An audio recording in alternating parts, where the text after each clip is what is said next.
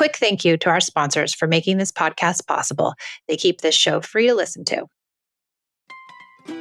This episode is sponsored by ByHeart. ByHeart features a patent protein blend that gets closest to breast milk. Their formula includes the most abundant protein, alpha-lac, found in breast milk, as well as lactoferrin, the number one protein found in colostrum. ByHeart is an easy-to-digest formula which includes prebiotics and an 80-20 whey to casein ratio like in early breast milk, making it great for a newborn's digestive system. ByHeart is the only U.S.-made infant formula made with certified clean ingredients, including organic, grass-fed, whole milk, not skim.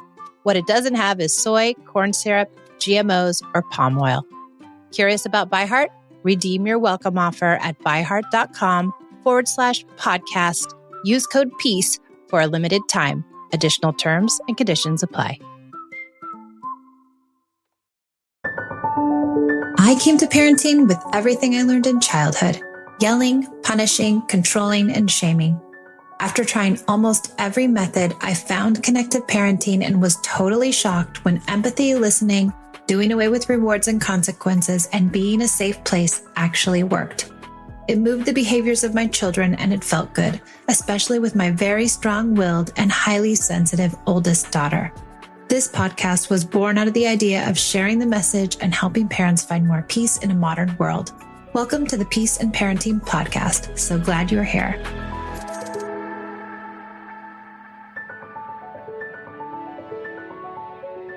Welcome back to the Peace and Parenting Podcast. I'm Michelle, and I'm so glad you're here.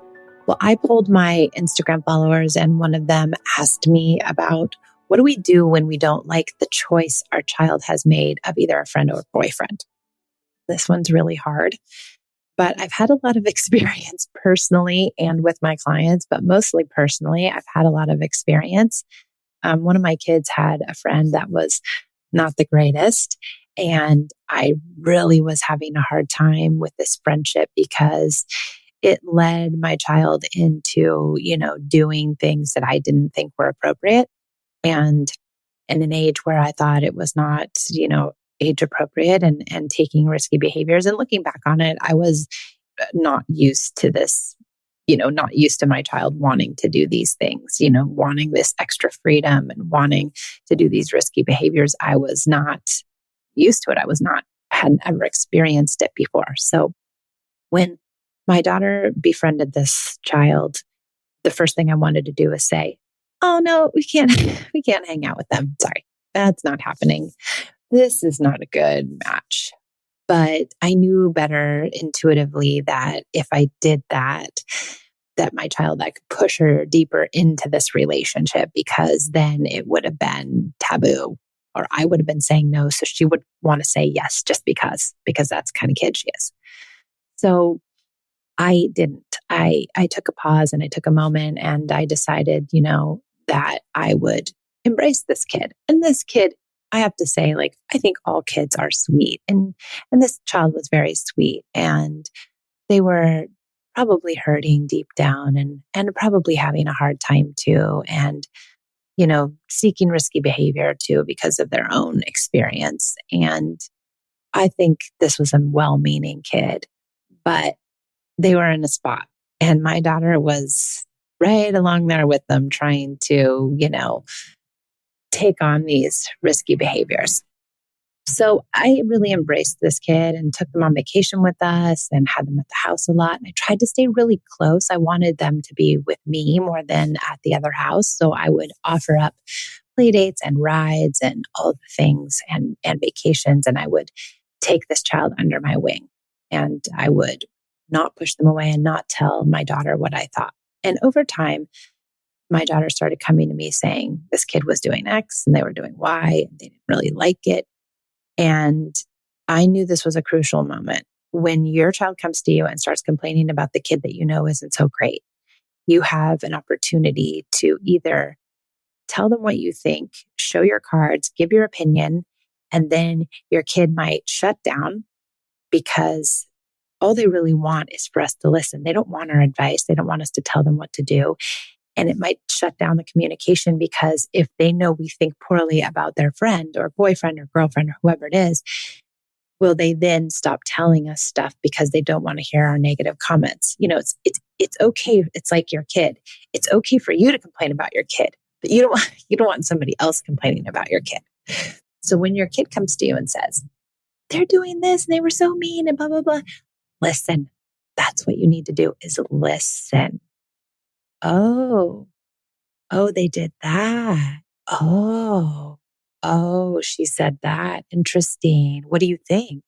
Oh, that's what happened. Well, tell me more.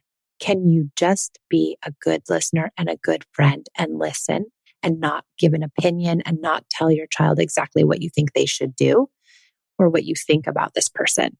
Because your kid needs to figure it out. And part of life is figuring out how to navigate relationships. And these are great opportunities for our kids to learn about people. And if we give our advice and say, you should tell them that you're not going to play with them anymore because they're being unkind, or you should tell them you don't like that risky behavior, that's not something that you want to do. If you say those things and your child isn't developmentally ready to take that advice and use it, then you're giving them an advice that's too mature for them. They might hear the advice. They might go to the situation and not be able to utilize the advice. And then they might feel bad about themselves and think, oh, I can't tell mom or dad because, I didn't do what they told me to do. And now what are they going to think? Are they going to tell me to do it again? And then I'm going to feel crappy because I couldn't do it, or I wasn't ready to do it, or I didn't want to do it. And now will they shut you off and not tell you anything because they don't really want advice? What they want to have is a good supportive listener, someone who understands, someone who is empathic, and someone who can hold space for them while they figure it out. ADHD affects so many of our families, and finding the right care can be a challenge. With Done, you can get the care you need 24/7. At donefirst.com, you have an expert team who can help you get personalized treatment for you and your sweet kids. ADHD doesn't have to jeopardize the connection you share with your family. Take a free 1-minute assessment and book an appointment with a licensed ADHD clinician as soon as the next day. Get continuous care, one-click refills, insurance coverage, and 24/7 care team support with Done for just $79 a month and pharmacy copays as low as $0. Visit get.donefirst.com/podcast to learn more. Done. Turn ADHD into your strength.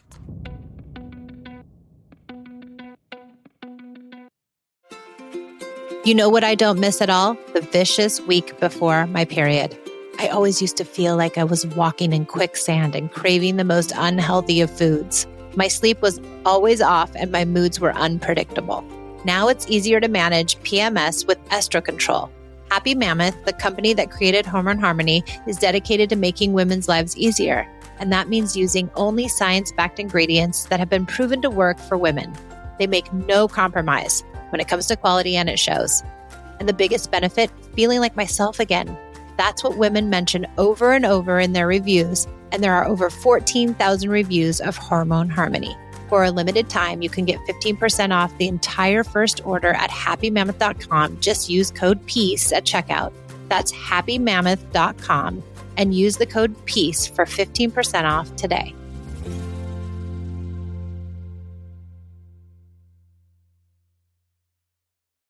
That's the other piece. Your child can figure this out because whatever they're experiencing is developmentally appropriate for them. So they're experiencing something in their own age group with their own people, and they will figure out how to navigate the situation if they're given enough space and enough time and enough support. But if you come in with your opinions and your advice, you might derail this natural, could be consequence in the end, or this natural learning around people. You could derail that. And so you could keep them from learning something important by interjecting and intervening, because now you're going to give them the lesson and the fix, and they haven't really cultivated that lesson or that fix or that grit themselves. And so are you robbing them of an important milestone, of an important experience in life? And we learn through experiences. And so we want our children to have these hard experiences. Now, is it easy as a parent? Hell no, because now you're going to have to see your kids suffer. Probably something bad might happen. Maybe your child might end up getting in some sort of trouble. Now, we want to keep them safe. If it's something that's unsafe, we definitely want to intervene.